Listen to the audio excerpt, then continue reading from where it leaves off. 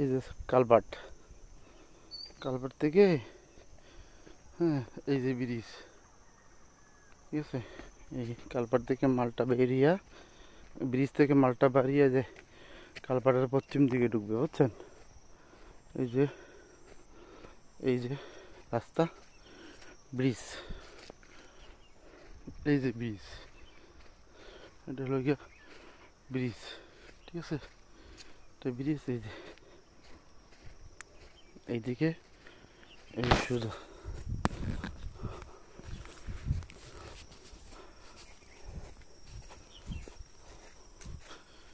এই